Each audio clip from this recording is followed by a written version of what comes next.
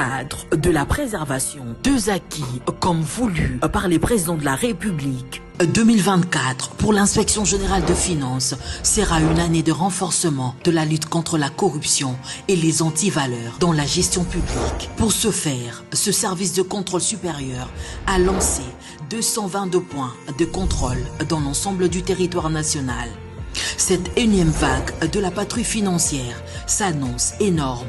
Les entités à surveiller sont la DGI, la DGRAD, la DGDA, avec les provinces de Kinshasa, de la Tchopo, du Nord Kivu, du Congo central, du Haut-Katanga et du Lualaba.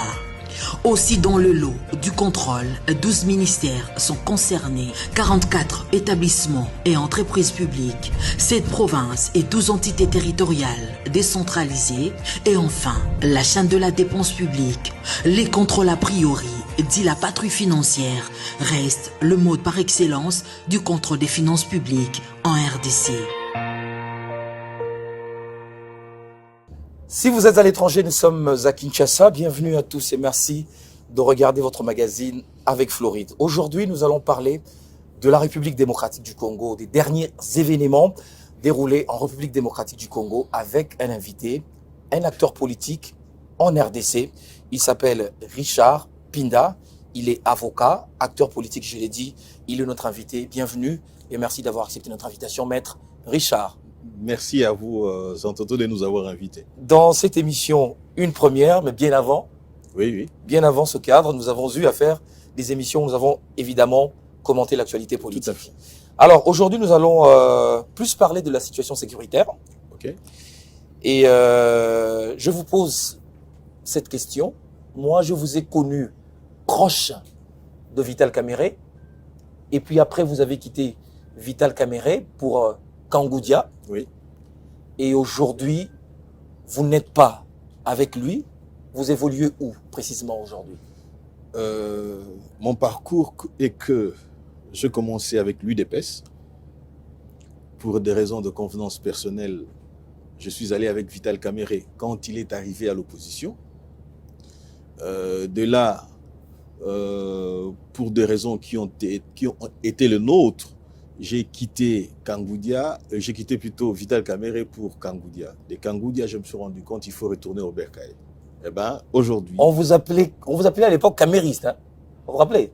Non, je ne dirais pas qu'on m'appelait camériste, je ne l'ai jamais été, parce que je suis resté, moi, dans une ligne. D'ailleurs, lorsque vous vous souviendrez ce qui a été à la base... Vous le défendiez au prix de la mort. Je n'ai jamais défendu un individu. Vous défendiez quoi? Je n'ai jamais défendu un individu. C'est le cas aujourd'hui, par exemple, avec le président Tshisekedi. Je ne défends pas le président Tshisekedi. Je défends ses pensées, la vision à laquelle j'ai adhéré, à laquelle je crois pourrait permettre à ce que le pays puisse s'élever.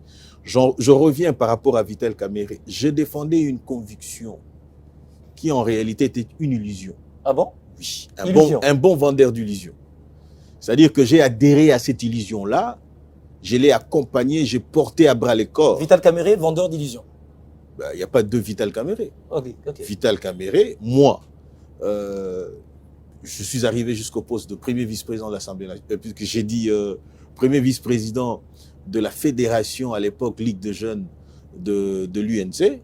Je croyais en une vision. Je me rappelle lorsque nous étions pendant les élections de 2011 et qu'il est revenu tenant en main un sachet où il dit « Je suis revenu avec les solutions, les solutions aux problèmes de la République. » Je me suis dit « Ces gars, ils se foutent de nous. » Parce qu'on ne peut pas illustrer les solutions aux problèmes de la République telles quelles. Deuxièmement, lorsqu'on échangeait avec lui, par moment, on parlait dans certains débats, ok, je me suis rendu compte que ce qu'on lui reprochait, c'est ce qu'il faisait en catimini. Et je me suis rendu compte de beaucoup de choses. Beaucoup de choses. Et d'ailleurs, j'ai toujours posé la question à celui qui pense que ça pourrait être un problème personnel, de se poser la question de savoir pourquoi lorsqu'ils se sont séparés avec Jean-Bertrand Issé Wanga, Jean-Claudel Loubaya, Et je crois que ça devait... Non, non, Bitakwira, c'était déjà parti bien avant ou après, je ne sais plus. Pourquoi le 3 Le se sont Cambodge aussi, il s'en est retrouvés séparé. plus tard? Pourquoi ils se sont retrouvés à 3 pour un accord de non-agression? C'est-à-dire que personne de 3 pouvait se mettre sur la place publique pour divulguer les comportements des uns et des autres. Et donc, je dirais tout simplement qu'il y a, si on veut organiser une émission là-dessus, je vous démontrerai les raisons qui m'ont poussé c'est pas le moment. à ne pas faire confiance, à ne pas continuer à croire à cette illusion qui nous avait été vendue. Mais vous l'avez quitté pour rejoindre un de ses proches. Nous l'avons quitté, pas pour rejoindre, nous avons quitté ensemble, au même moment. Avec Pierre Kangoudia. Avec Pierre Kangoudia. Alors vous avez adhéré à son parti politique. Nous avons créé ces partis. Et vous avez encore quitté ce parti politique. J'ai quitté ces partis. Et alors, la raison... Pour problème de conviction encore. Non, pas du tout. En fait, ça peut être ça. Je pense que ça peut être ça. Parce que je suis resté un tshisekédiste sous Vital Kamerhe. Avec Kangoudia. C'est pas possible. Non, non, c'est possible. Vous étiez avec Kamerhe, vous êtes camériste, pas tshisekédiste. Non, non, non, non. Parce que vous aviez déjà à l'époque quitté. Non, non, non, non. Voilà ce qui se passe. Je peux avoir des idées. Je peux ne pas partager, prenons dans le sens de votre émission, je peux ne pas partager la ligne éditoriale de votre chaîne. Je viens ici pour partager mes convictions. Je viens avec mes convictions personnelles. Ça peut ne pas marcher, mais je suis là pour faire entendre ma voix. Et réellement, j'ai quitté... Il faut se poser la question la plus fondamentale. Pourquoi vous avez quitté Kangoudia? Je vais en venir. De façon brève. Hein? Je vais Parce qu'on va parler d'autre chose. Exactement, de façon brève, je vais en venir. Lorsque je quitte l'UDPS, parti de l'opposition, pour Vital Kamerhe, il était de l'opposition. Il était dans l'opposition.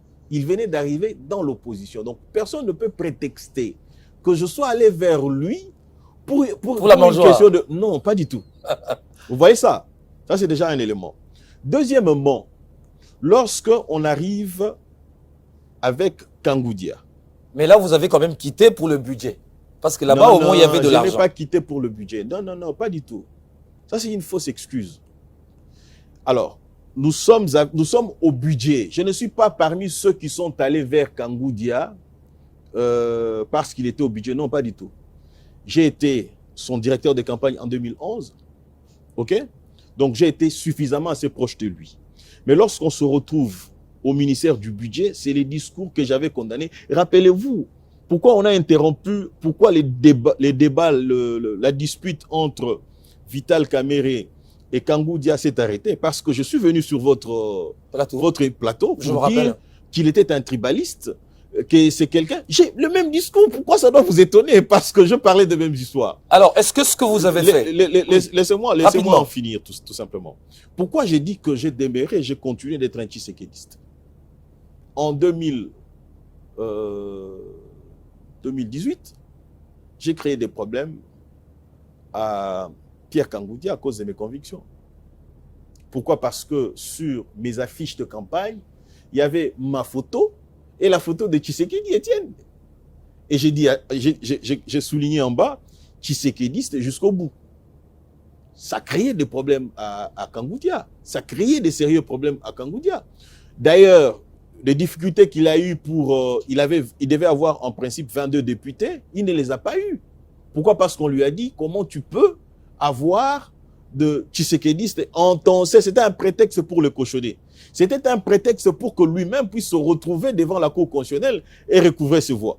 Alors, et à l'issue de ça, si c'était pour des raisons pécuniaires, j'ai fait pratiquement, après les élections, une année sans aller au budget.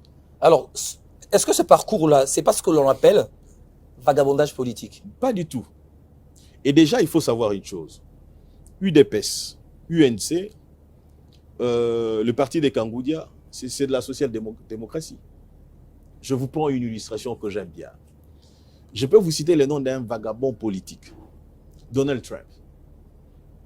Je ne dirais même pas que c'est une question de conviction politique parce qu'il était, à un moment donné, démocrate, il est revenu républicain et par de suite, il est devenu président de la République. Si je retire le mot vagabondage politique que je venais d'imputer tout à l'heure à Donald Trump, je dirais tout simplement que c'est quelqu'un qui a cherché un cadre dans lequel il pouvait s'exprimer librement. Alors, est-ce qu'aujourd'hui, on peut dire que vous avez retrouvé ce cadre, le fait que vous soyez rentré à la maison, à l'UDPS? Je crois. Pourquoi? Parce qu'à l'UDPS, c'est l'exercice de la démocratie. L'exercice de la démocratie, pourquoi? Parce que nous sommes libres d'exprimer nos envies. Alors, vous ne seriez pas parti? Vous avez passé du temps. Oh, mais aussi un élément de la jeunesse, j'écris retrouver ce qui me manquait aujourd'hui à l'UNC. Vous voyez ça? Et aujourd'hui, quand je suis revenu, je me suis dit, si j'avais la même attitude d'antan, je pense que je me serais toujours exprimé. Parce qu'à l'UDPS, le mot d'ordre ne marche pas. Où on vous dit, faites ceci, vous le faites. Non, pas du tout. Lorsque vous n'en êtes pas convaincu et lorsque ça ne répond pas conformément à la philosophie du combat du leader charismatique, eh bien, la conséquence, c'est tout ce que vous voyez aujourd'hui. Alors, l'UDPS aujourd'hui, quand on parle de ce parti, l'image que la population retient de ce parti, c'est un parti qui ne regorge pas des compétences. Et ce qui pose des sérieux problèmes aujourd'hui au niveau du pays. Quelle est votre lecture par rapport à ça? L'UDPS n'a pas préparé des cadres, des compétences pour la gestion du pays. Je dirais d'emblée que c'est une lecture qui a été, comment dire, mise à la consommation du public par nos adversaires politiques. Mais au moins, vous reconnaissez que c'est ce qui se dit. Non, mais c'est ce qui s'est dit. Et d'ailleurs, je peux vous prendre à titre illustratif au contraire de ce qui s'est dit. Lorsque vous êtes dans les institutions de la République aujourd'hui, donnez-moi une seule compétence qui ne correspond pas aux attentes de la population. Je vous prends par exemple au niveau du gouvernement. Vous avez Madame Soumino. Pensez-vous qu'elle ne soit pas à la hauteur de sa tâche? Elle est de l'UDPS? Elle est de l'UDPS. Prenez le ministre de... Comment elle est jugée aujourd'hui? Comment Madame Soumino est jugée aujourd'hui? Son bilan, comment il est jugé? Vous voulez que moi je la juge? Vous savez, cette question, j'ai toujours tendance à dire que c'est une question très orientée. Je ne dis pas orientée, mais très orientée. Pourquoi? L'erreur que nous commettons en jugeant les autres, c'est que nous les jugeons par rapport à ce que nous pensons. Elle est quand même sanctionnée aujourd'hui parce qu'on ne sent vraiment pas la gouvernance de Souminois changer le vécu quotidien des Congolais. Je peux répondre? Je disais que l'erreur que nous commettons très souvent, c'est de juger les gens selon notre entendement en nous. Nous devrions juger les autres par rapport aux principes préétablis et lesquels principes peuvent permettre d'obtenir une certaine adhésion. Nous sommes en République démocratique du Congo, un pays qui traverse des turbulences, une instabilité qui aujourd'hui, c'est près de 30 ans, 3 décennies sont passées telles quelles. Et une personne qui vient à peine d'arriver, prenons... elle a quoi? Une année déjà dans l'exercice de sa fonction. Vous voulez qu'elle réponde à tous les problèmes de la société. Le président de la République, quand il accède au pouvoir, il est jugé au bout de 100 ans, de 100 jours. 100 jours, on a quand même jugé l'action du président de la République. Une année, c'est beaucoup pour pouvoir juger une action gouvernementale. Qu'est-ce que Mme Soumino, à votre avis, a déjà fait depuis qu'elle est à la tête du gouvernement? Je vais vous prendre à titre illustratif. Lorsque Mme Soumino accède au pouvoir, nous avions, nous avions une inflation qui n'était pas contrôlée, qui était vacillée en tout bout de champ. OK? Mais aujourd'hui, vous sentez une certaine stabilité. Dites-moi le contraire. Ou que vous faites la stratégie selon laquelle vous ne répondez pas aux questions, c'est moi qui l'ai fait. Mais l'opinion va apprécier pour savoir si rien n'est fait pour elle ou qu'il y a des choses qui sont faites, mais que pour elle, il faudrait faire davantage. Voilà. Mais qu'est-ce que l'inflation a finalement apporté dans le vécu du Congolais? Alors, c'est un résultat singulier, tout simplement, non, mais qui n'a pas d'impact sur la vie du Congolais. Non, elle a de l'impact sur la vie des Congolais. Vous savez, un autre élément, le baisse des carburants sur le marché, ça c'est un élément qu'il faut prendre en compte parce que vous dites qu'il n'y a pas d'impact. L'inflation, vous savez comment ça traumatise. Lorsque vous vous réveillez et que vous avez 10 dollars qui est équivalent à 28 000 francs congolais et que demain vous apprenez ce que vous aviez au lieu de 10 dollars, ça représente 3 dollars, soyez-en sûrs et certains que ça a de l'impact dans la vie d'un Congolais. Je ne suis pas économiste, mais j'essaie d'exprimer avec mes mots. Mais en 2024, fin 2024, le taux d'échange est passé de 26 à 28. Ok. Il y a eu augmentation. Ok. De 26 à 28. À 28. De 26 à ça 28. Ça touchait fin décembre 24. Exactement. Mais rappelez-vous que déjà nous sommes en 2024, au début de l'année, déjà vers la fin, c'est-à-dire vers juin, juillet, ok, les dollars étaient à 23. Les dollars étaient à 23. C'est-à-dire que lorsque nous arrivons au mois de juin, c'était déjà extrême. Lorsque nous sommes aujourd'hui où nous sommes rendus, c'est-à-dire qu'il y a quand même une évolution qu'il faudrait encourager, féliciter et encourager, exhorter à faire mieux. Vous voyez ça? C'est-à-dire que méconnaître les efforts qui sont fournis par Madame Souminois, c'est dire qu'elle ne fait rien.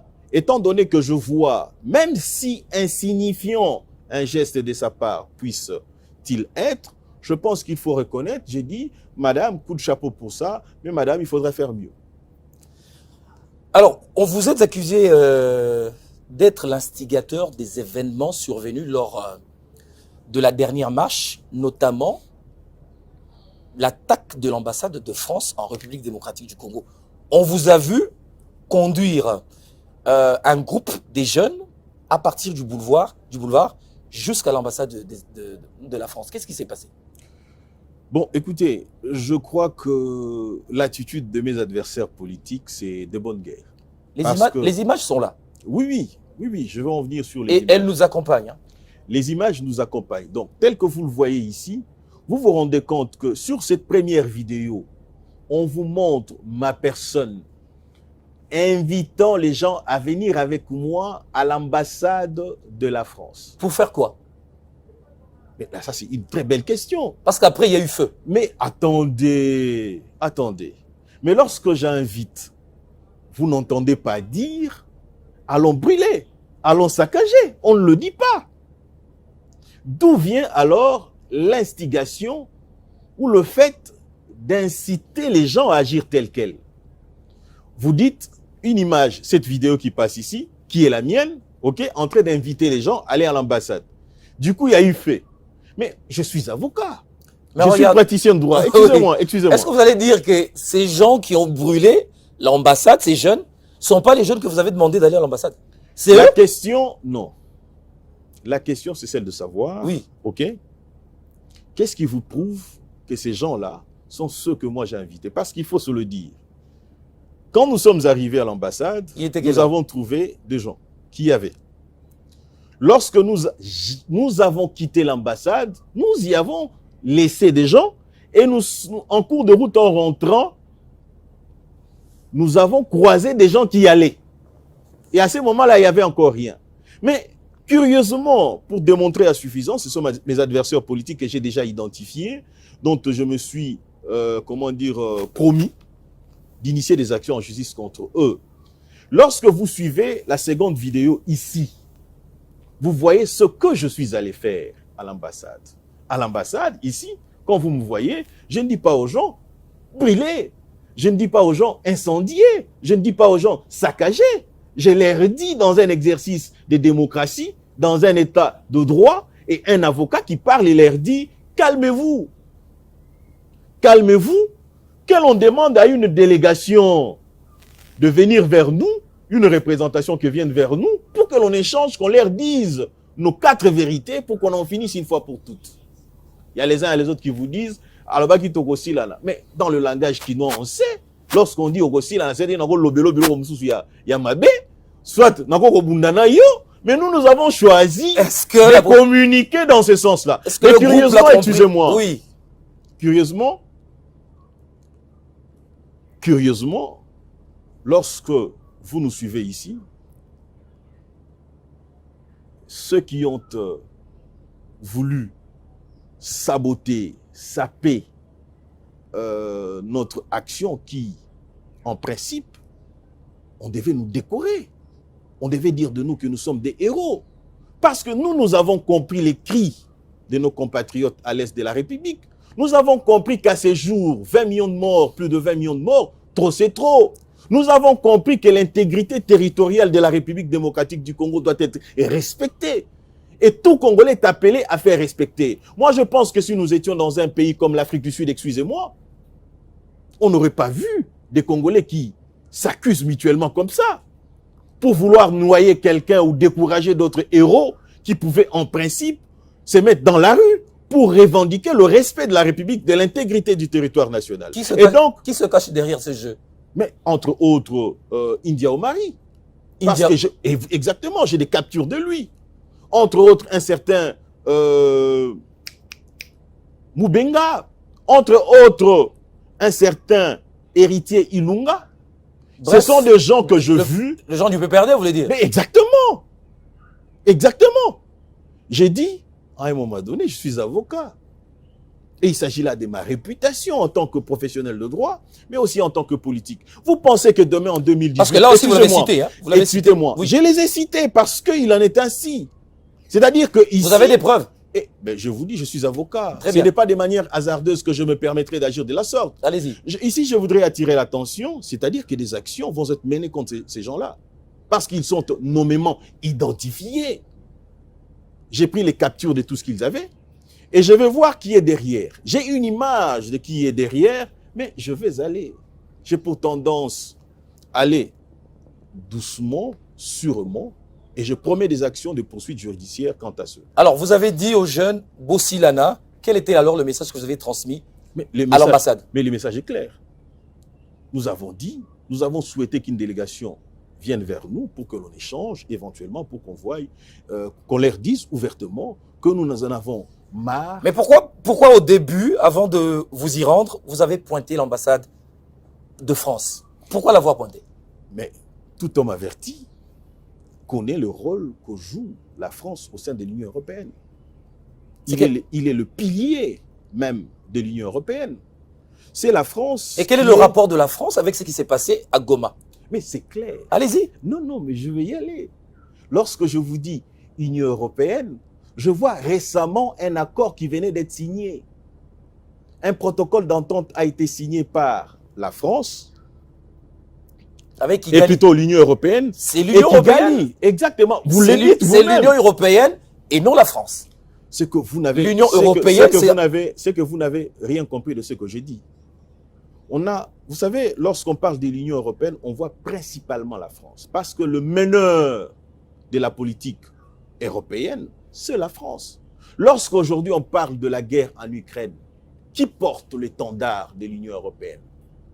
Et c'est la France. C'est la France qui prend le devant. Lorsqu'on parle aujourd'hui du financement de l'armée rwandaise par la France, parce que l'armée française, plutôt la France, a de militaires en Mozambique, mais ce n'est pas l'Union européenne. Lorsqu'on donne 20 millions de dollars, 20 millions d'euros, chaque année, à la France, c'est aussi, plutôt au Rwanda, c'est l'Union européenne. Et donc, vous conviendrez avec moi que la France a un rôle, ou devait avoir un rôle déterminant en ce qui nous concerne. Un autre élément que vous ne prenez peut-être pas en compte, nous sommes agressés par le Rwanda. Vous pouvez me dire un seul instant où la France s'est prononcée en notre faveur. Du moment où la France, j'ai dit bien, nous, la République démocratique du Congo, nous sommes le pays le plus important de la francophonie. Mais quel est le soutien que nous avons réellement qui viendrait de la France? Alors, je vois ici, excusez-moi, je vois ici le Premier ministre Sama, qui refuse même de s'afficher sur la même photo de famille que Kagame, à cause de ce qui est fait, à cause de l'inaction de la France. Lorsque quelqu'un veut méconnaître le travail que nous faisons pour la République, ou saboter ou saper ce qui avait été fait, et donc allez-y comprendre que nous, en tant que tels, républicains, nous, en tant que nationalistes et patriotes, je pense que... Alors, vous parlez du rôle de la France au sein de l'Union européenne, ça vous l'aviez dit, mais après, c'était encore devant l'ambassade des États-Unis, c'était pour y faire quoi? Écoutez, lorsque vous posez pareille question, c'est que on a comme l'impression que vous n'êtes pas... Non, mais parce que là, au-dessus de l'ambassade, on a vu des tireurs d'élite. C'est peut-être, s'il n'y a pas eu de feu là-bas, c'est peut-être parce que les manifestants ont vu que les représailles seraient catastrophiques. C'est pourquoi il n'y a pas eu feu. Non, non, ce n'est pas ça. On a vu ces images. Je ne crois pas, je ne sais pas me prononcer là-dessus parce que ne pouvait répondre à la question par l'absence de représailles à cause de la présence. De la présence militaire. Ce sont que les auteurs de cela qui peuvent vous le dire. Je pense que nous sommes arrivés d'ailleurs. Pourquoi on ne vous dit une très belle question que je pose à l'auditeur. Vous êtes censé ne pas répondre aux questions. Pourquoi on ne vous montre pas l'image de moi demandant aux gens d'aller devant l'ambassade des États-Unis d'Amérique? Les images existent aussi. Oui, les images existent. Parce que comment je suis arrivé là-bas? Parce que vous dites qu'on me montre aussi devant cette ambassade. En réalité, je l'ai dit et je continue de le dire, il y a des gens qui révèlent en réalité le discours de l'ennemi. Et ce discours a un objectif de saper ce que nous avions voulu ou ce que nous poursuivions. Quel est l'intérêt aujourd'hui d'aller saccager à l'ambassade de la France pour que demain, l'État congolais puisse payer? Parce que aujourd'hui, la réparation, c'est l'État congolais. Donc, c'est-à-dire qu'on irait saper pour revenir plus tard, faire payer aux contribuables que nous sommes. Je pense que tout homme censé, comme je suppose l'être, ne peut aller dans cette démarche-là. Et surtout, je profite aussi de cette occasion, j'en appelle aux citoyens congolais. J'en appelle surtout à ceux qui m'ont suivi à aller marcher. De ne pas suivre ceux qui pillent. Pour quel intérêt? Nous avons une économie fragile. Nous n'allons pas demain dire que c'est la responsabilité de Madame Souminois. Ou nous n'allons pas dire que c'est la responsabilité de vous si vous devenez président de la République, parce que nous aurions créé une situation défavorable. Rappelez-vous que nous sommes en 1991, les pillages que nous avons connus. Beaucoup de gens ont pillé. On avait à une certaine époque General Motors ici. Aujourd'hui, on n'en parle plus. Mais c'était des emplois qui étaient partis. Aujourd'hui, on attaque SK. D'ailleurs, je voudrais poser une question. Lorsqu'on dit « j'ai appelé pour aller saccager l'ambassade », à l'ambassade. Mais comment on en est arrivé à saccager SK? Comment on est arrivé? C'est par effet de contagion. Non. Donc, je vais continuer mes questions. Maître, oui, alors, en parlant de la situation sécuritaire en République démocratique du Congo... Puisque là, on n'en parle pas encore. Hein. On va parler de la situation sécuritaire, oui. On voit Nanga être engagé dans un conflit armé. La ville de Goma est tombée. Attention. Vous en êtes sûr? La ville de Goma. Non. La question, c'est de savoir si vous Goma, la vérité, c'est que la ville de Goma a quand même en son sein la présence de quelques rebelles. La ville une de Goma. Une partie voilà. de la ville de Goma est occupée par les rebelles. Quelle est la différence entre une partie est occupée par les rebelles et la ville de Goma est tombée? Je vais vous poser une seule question. Non, vous répondez à mes questions. Non. Si vous ne répondez Posez-vous une question et répondez-y. Si vous ne répondez pas, je crois que l'opinion répondra. Est-ce que vous pouvez nous dire que cette émission occupe toute l'étendue de la parcelle ici?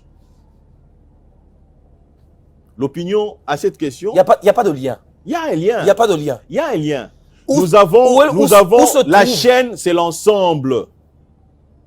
La chaîne occupe toute la parcelle. Alors, où se trouve le nouveau gouverneur nommé? Le nouveau gouverneur nommé est à Goma. Le nouveau gouverneur? Tout à fait. Nommé? Il est à Goma. Vous n'êtes pas informé? Vous ne posez pas la bonne question. Vous n'êtes pas informé? Vous ne posez pas la bonne question. C'est quoi la bonne question? La bonne question aurait été, est-ce que le gouverneur est dans ses bureaux présentement? Pourquoi n'est-il pas dans son bureau alors? Mais parce que son bureau est occupé. C'est la partie occupée. Et il est de quel côté présentement? Mais il est de la partie non occupée. vous n'êtes pas au courant que le gouverneur, à présent, est dans le Sud Kivu? Non, écoutez, je vais vous dire une chose. La démarche que vous entreprenez, c'est laquelle? De vouloir nous faire croire que tout Goma est occupé ou pas du tout? Non, la démarche que j'entreprends, c'est de pouvoir donner des éléments de réponse à ceux qui nous suivent. Non, mais c'est ça. Si vous cherchez à donner les éléments de réponse, parce que vous cherchez maintenant la définition d'être entièrement occupé par les rebelles ou pas du tout. Est-ce que vous avez une information? Parce que vous prétendez ou vous semblez être mieux informé que moi. Dites-moi si la ville de Goma est entièrement occupée par les rebelles. Personne ne le dit, excepté le M23. Alors, excusez-moi, donnez-moi l'opinion a un droit d'en savoir plus. Donnez-moi la situation de la ville de Goma présentement. Allez-y. La situation de la ville de Goma est partiellement occupée par les rebelles et une autre partie par les FARDC. Et prenons par exemple l'aéroport stratégique, qui est un site stratégique d'une contrée. Il est occupé par qui? En fait, il y a une séparation entre une partie occupée par les FARDC et une autre partie par le M23. Et pourquoi l'ambassade de France, dans son site internet, demande à ses ressortissants de ne pas aller à Bukavu? Pourquoi l'ambassade de France, dans son site, demande aux ressortissants français de ne pas aller à Bukavu? C'est simple. Il faut créer le psychose. Lorsque la France... La France veut créer la psychose. Exactement. Exactement. Exactement. La France... Aujourd'hui, vous avez du mal à convaincre. Ça, c'est vous qui le dites. Aujourd'hui, vous avez complètement du mal à convaincre parce que vous êtes obligé de... C'est votre point de vue. Allez-y. Nous avons suivi, la France nous a présenté à travers ses porte-voix. La France nous a présenté l'image d'une Russie qui pouvait être battue à point de couture par l'Ukraine. Où est-ce qu'on en est aujourd'hui? La France nous a présenté une Russie fragile. Où est-ce que nous en sommes aujourd'hui? Vous voulez que lorsque moi j'interviens pour prendre position, pour relayer ce que je crois être correct, vous dites que je cherche à vous convaincre. Loin de moi. J'ai dit ce que je pense. C'est à vous d'apprécier ce que je donne comme réponse. Alors, l'idée aujourd'hui de pouvoir organiser un dialogue entre les forces politiques autour du président de la République laisse transparaître l'image d'un président qui est pris en étau. Je ne pense pas que ça doit être un discours à tenir. Dire qu'un président qui est pris en étau, non. Nous, Congolais, nous devons savoir une chose. Cette affaire, ce n'est pas l'affaire de Tshisekedi seul. Croire que c'est l'affaire de Tshisekedi seul pour donner l'impression qu'il serait pris en étau, c'est une bourde que nous allons payer. Parce que c'est le dialogue qui nous a amenés où nous sommes rendus aujourd'hui. Rappelez-vous que nous sommes allés avec l'AFDEL. Après l'AFDEL, RCD Goma, nous sommes allés au dialogue intercongolais. Est-ce que le dialogue a résolu le problème? Pas du tout. Après le RCD Goma... Mais le dialogue a permis à ce que les armes se taisent. Ah bon? Les armes se sont tues. Les armes se sont tues quand? Les armes se sont tues. Les armes se sont tues Mais quand? tous les belligérants se sont retrouvés autour de Kabila pour taire les armes. Et les armes se sont tues? Oui. Vous en êtes sûr? Et les armes ont continué à faire entendre leur voix bien après. Ok. Allons dans votre logique. Parce que vous dites que tous les opposants, tous les belligérants se sont retrouvés autour de Joseph Kabila, ok? La question est celle de savoir, l'opinion retiendra, l'opinion va réfléchir là-dessus. C'était le RCD Goma qui se sont retrouvés avec Joseph Kabila, ok?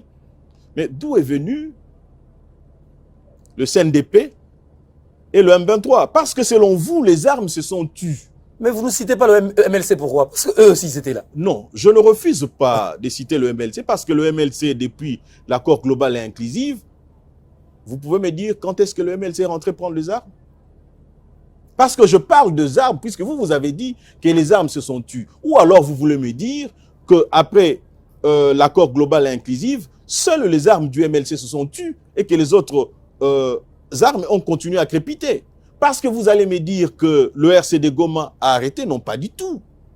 Ils ont tout simplement changé de configuration politique, mais ils sont revenus à charge pour éventuellement faire des exigences. Les mêmes exigences qu'aujourd'hui qu'on nous oppose. Voilà pourquoi j'ai dit que le problème ne serait pas résolu avec Nanga ou avec le M23, comme tel quel, pas du tout.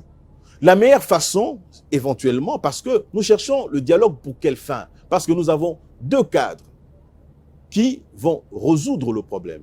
Des cadres qui ont été mis en place pour éventuellement mettre fin à cette affaire. C'est-à-dire que nous avons le dialogue dans le cadre de Luanda et dans le cadre de Nairobi. Revenir échanger avec Nanga et le M23 serait de donner raison à Kagame. Parce que Kagame dit que c'est une affaire congolaise. Et donc, je ne suis pas dans cette logique-là, même si le président de la République, l'homme le mieux informé, l'homme le plus outillé de la République, l'homme qui a des raisons qui dépassent même mon entendement par moment, décidé à y aller, je ne le suivrai pas sur cette voie-là. Voilà pourquoi je vous ai dit un élément important. Ici, chez nous, nous avons la liberté de penser. C'est-à-dire que si on posait au président de la République, compte tenu des pressions qu'il subirait que moi je ne subis pas, je ne le suivrai pas sur cette voie-là. Alors, quelle est à votre avis, l'erreur? Ou pouvez-vous bien nous la décrire aujourd'hui si le président entrevoyait de rencontrer autour d'une table Nanga et compagnie? L'erreur serait de préparer un même héritage qu'il aurait réglé aujourd'hui. Il laisserait ce même héritage à celui qui pourrait le succéder. Quel héritage? Vous parlez de quel héritage? La déstabilisation à l'est de la République. Alors, comment mettre fin à la guerre? Comment mettre fin à la guerre? Oui, parce que Nanga ne lâchera pas.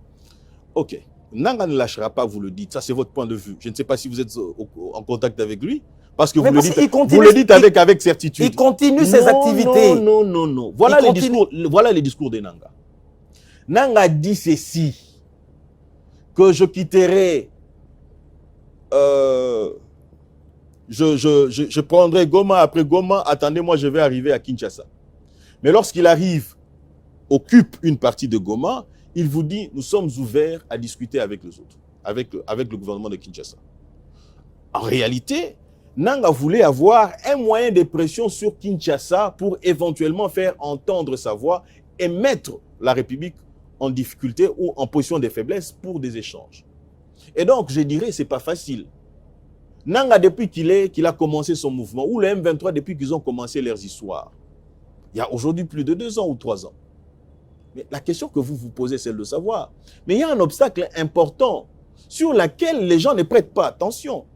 L'obstacle ici, ce n'est pas le président Tshisekedi. L'obstacle ici, ce n'est pas vous ou moi, mais c'est l'ensemble de la population congolaise qui n'en veut pas.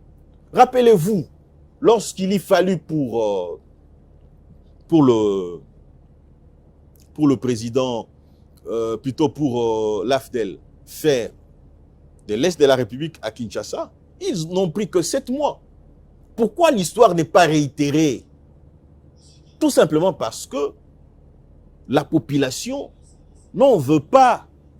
Quelle population? La population congolaise. Mais à Goma aussi, on n'en voulait pas non plus. Non, mais vous n'avez pas suivi la question. Vous n'avez pas suivi ma réponse. Goma, apparemment, vous ne me suivez pas. Oui. À Goma, on en a voulu à une certaine époque pour que l'AFDEL atteigne Kinshasa. Ça a pris 7 mois que pour faire le tour de la République. Non, mais je parle des faits présents réels maintenant. Ces faits présents n'ont pas commencé maintenant. Ces faits actuels ont une source. Laquelle source qui ne date pas des faits actuels. Vous n'allez pas vous limiter juste à ça. Et même s'il devait en être ainsi, depuis qu'ils sont à Goma, vous leur donnez combien? Si vous, disons 1 mois pour ça, vous dites que dans 6 mois, ils arriveront à Kinshasa. Vous ne saurez pas le faire parce que la population n'est pas dans cette logique. La population est dans la logique d'une démocratie. Et ils l'ont d'ailleurs prouvé en reconduisant le président Tshisekedi pour son second mandat. Et nous pensons que nous devons aller tel quel. Là, c'est une autre question. Non, mais c'est une autre question que j'aimerais aussi aborder parce que je suis là pour aborder cette question. On n'a pas assez de temps. Parce que lorsque vous dites c'est une autre question, c'est comme si vous remettez en cause tout à l'heure l'élection exprimée à 73% du président Tshisekedi. On ne parle pas de ça. On ne parle pas de ça parce que nous savons comment les élections se sont passées. Mais les élections se sont passées comment? Parlons-en. Mais non, on n'a pas le temps pour ça. Non, mais on a le temps, on en parle. Parce que j'ai l'impression que vous légitimerez le... On a appris que le chef de l'État aurait rencontré les prêtres et qu'il aurait échangé avec eux. Cette idée d'ouverture avec la classe politique et la société civile, vous ne l'approuvez pas. Ça ne m'enchante pas. Pourquoi? Parce que je pense que aujourd'hui, on a utilisé Nanga et Willy Ngoma. C'est contradictoire aujourd'hui parce que votre discours, c'est que cette guerre, on ne la fait pas seulement à Félix Tshisekedi. Est-ce que je peux évoluer, donner ma question au lieu que vous puissiez prétexter une quelconque contradiction dans mon chef? Je disais tout à l'heure que parce qu'aujourd'hui rencontrer Nanga et Willy Ngoma, c'est donner une réouverture à rencontrer un autre rebelle qui prendrait les armes pour venir revendiquer quoi que ce soit. Je parle de l'Église. Non, mais l'Église, il faut se le dire. Je parle de l'Église, des hommes de l'Église. Pardon? Je parle des hommes de l'Église. Attendez, il faut voir votre attitude. Hein. Quand vous dites « je parle des hommes de l'Église », c'est comme si vous parliez à la sainteté qui est descendue d'en haut ou que Dieu lui-même était là. Ah, aussi, qui est cet homme de l'Église qui a condamné l'agression rwandaise? Qui est cet homme de l'Église qui a condamné l'agression rwandaise? Ah, vous êtes resté sans mots. Non, moi je ne réponds pas à vos questions. Non, moi, mais tantôt vous réagissiez. Non, moi je ne réponds pas à vos questions. Tantôt vous réagissiez. Moi je pose des questions. Non. Tantôt donc, vous réagissiez. Vous voulez dire que l'Église catholique n'a jamais condamné la guerre, n'a jamais condamné l'agression rwandaise? Je vous ai posé une question. Je ne réponds pas. Si vous ne répondez pas, quel est l'intérêt de me poser, de répondre à une question par une autre question? Dans ce cas, devenez journaliste, recevez-moi. Je peux vous recevoir, on peut changer de place. On ne change pas de rôle. Je vous aurais posé la question. On ne change pas de rôle. C'est l'Église catholique. Je vous ai dit que le président, c'est son droit le plus légitime. Je vous ai dit tout à l'heure que le président de la République, c'est l'homme le mieux informé. C'est l'homme qui comprend à quel moment faudra-t-il bouger tel ou tel pion. C'est à travers cet homme que j'ai compris une chose, que le combat que nous avons à l'est de la République, c'est une lutte identitaire. Quand j'ai dit lutte identitaire, je voudrais tout simplement dire qu'il s'agit de 2 343 000 km², si je ne me trompe pas. C'est l'intégralité ou l'intégrité du territoire national. Et donc, je voudrais en outre dire que lorsque le président de la République parle et que nous avons identifié ceux qui nous agressent, ce n'est pas Nanga. C'est pour dire qu'aujourd'hui, comme on utilise Nanga, demain on peut venir aussi trouver quelqu'un d'autre. Pourquoi pas, on dit, ben écoute, ça pourrait être un Pinda qu'on utilise pour éventuellement revenir sur la même situation. Mais pas l'Église, voilà pourquoi... pas l'Église, hein. Pas quand même l'Église. Vous n'allez pas les accuser ici. Qu'est-ce qu'ils ont fait? Non, mais attendez un peu. Je vous ai posé une question. Votre façon de dire est vraiment floue. Vous voulez accuser maintenant l'Église? Le cardinal Ambongo a loué Kagame. Kagame qui tue chez nous. Comment vous voulez que moi, la démarche entreprise par... Mais vous aussi, vous l'avez acclamé au stade. Nous l'avons acclamé pour dire quoi? Vous avez dit Yonda Nyoboya Kagame. Condamnez-vous aussi? Non, mais écoutez. Vous êtes pareil? Non, attendez un peu. Attendez un peu. Kagame, on arrive, nous on accède au pouvoir, ok? Nous, on accède au pouvoir, c'est-à-dire que l'UDPS accède au pouvoir, se rend compte que nous avons un ennemi en face. Oui. Nous avons utilisé de la ruse pour l'approcher, les mettre en confiance et les déstabiliser. Rappelez-vous un conseiller, excusez-moi, laissez-moi mes réponses s'il vous plaît. Est-ce que je peux? Est-ce que je peux continuer? C'est une réponse. Rappelez-vous que lorsque... C'est un argument qui ne tient pas. C'est un argument qui tient. Rappelez-vous, lorsque un ancien conseiller du président de la République est sorti pour dire ceci, pour faire cette déclaration, il a dit, je cite, Kagame avait un carnet d'adresses et que nous, on avait les minéraux. C'est mettre ensemble, ça va servir à la République. Beaucoup de gens ont crié dans tous les sens. Oui. Mais aujourd'hui, voilà la ruse où elle vient. Aujourd'hui, parce que nous avons identifié... Vous n'avez pas cru en Kabila. Est-ce que je peux... Est-ce que je peux laisser... Kabila l'avait considéré comme ennemi. Non, je vais en venir pour démontrer que rien à voir avec ce que vous dites là. Allez-y. Je vous démontre une chose. Mais aujourd'hui, puisque nous en sommes rendus au point où nous connaissons où il va fournir ces matières premières, qu'est-ce que nous avons fait? Nous avons initié des actions en justice contre les acheteurs de ces matières. Ça, c'est ce que vous ne dites pas. Apple, où en sommes-nous aujourd'hui? N'est-ce pas qu'il y a des actions pour décourager ceux qui vont acheter vers eux? Vous voulez dire? C'était seulement des bruits. C'était seulement de bruit. Oui. Des actions sont menées en France. Non, attention, qu'est-ce que vous Non, mais dites? qu'est-ce que ça produit comme Oh là impact là, oh là sur, là. sur Oh là une là. telle entreprise? Oh là Non, là. je veux savoir. Oh là là. Non, mais dites-le moi alors. Oh là là. Comment ça, oh là là? Donc vous avez une entreprise telle que Apple.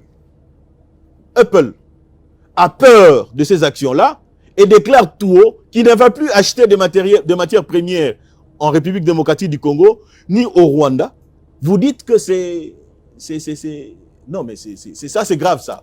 On a Vous fini dites l'émission. tout à l'heure que nous n'avons pas fait confiance à Kabila. Je vous dis pourquoi nous n'avons pas fait confiance à Kabila. Pourquoi? Parce que Kabila est à la base de l'instabilité à l'est de la République. Kabila a trouvé la guerre. Ok. Lorsqu'on a déversé les Interamwe et tous ce gens-là en République démocratique du Congo en 1998, Kabila n'était pas président. La situation a commencé depuis 98.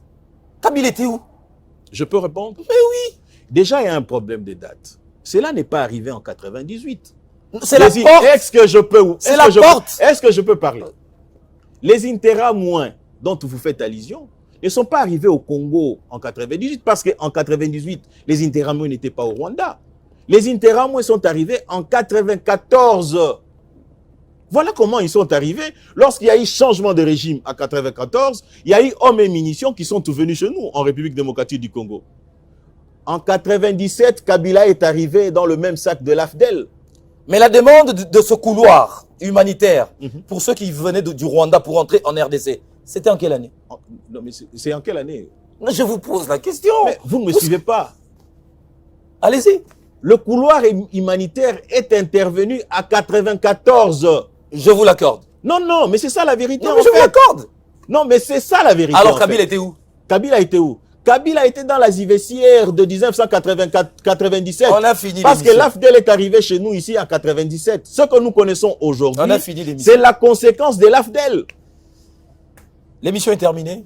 Maître Richard Pinda, Merci de nous avoir merci d'être venu commenter l'actualité sur ce plateau avec cette émission avec Floride. Merci d'avoir été de nôtres. En tout Merci à vous de nous avoir reçus. cas. Merci aussi à vous d'avoir suivi. Portez-vous bien. À très bientôt et avec le même plaisir. Avant l'inauguration proprement dite du nouveau bâtiment de l'Inspection générale de finances, le numéro 1 de ce service, accompagné des inspecteurs généraux, ont fait une visite d'inspection de découverte de ce bâtiment, partant du rez-de-chaussée jusqu'au dernier niveau.